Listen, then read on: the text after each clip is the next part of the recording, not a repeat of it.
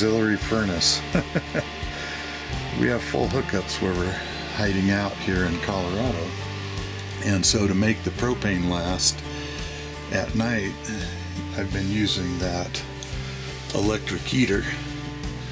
And this morning, this is what it looks like outside the RV.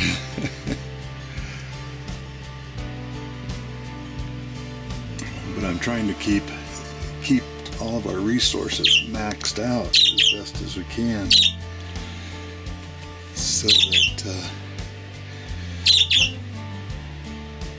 we can stay, isolated and not cause any issues in the pandemic control. So we got our last little bit of stuff done in Durango, and then we headed off. And it reminded me, going to the store, of a story I related to my brother the other day. And it has to do with people panicking. And right now, that's all I can describe what's going on at the store. I mean, people are pretty well behaved in the store, but they're buying up crap that's just like absurd.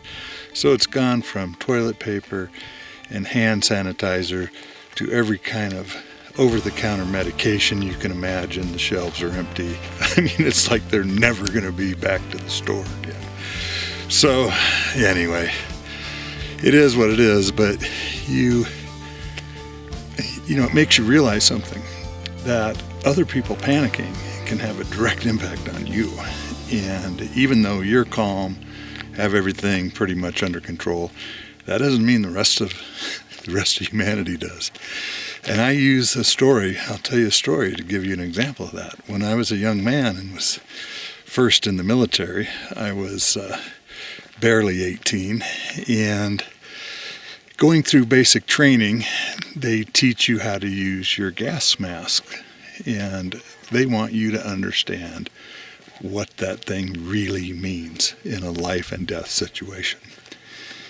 And the way they enforce that is they have you wear your gas mask into a gas chamber. And the gas chamber is just a room, and I think they use camphor. I'm not sure. CS, I think they called it. But they use some kind of noxious chemical to put in the air that is just incredibly irritating to your lungs. And if you put your body into a situation where you can't breathe, or you feel like you can't breathe, it's much like the drowning instinct. You will panic. Doesn't matter what you think, you will panic. So, and this situation isn't quite as bad as the drowning reflex, okay? But it's close. So I was in really good shape at that time in terms of my ability to hold my breath. I could hold my breath for well over a minute. So in this gas chamber situation, they make you take your gas mask off. And immediately, in fact, there are a couple people are freaking out right away because they didn't seal their gas mask properly. So they're beginning to choke even with their mask on. And they're starting to freak out.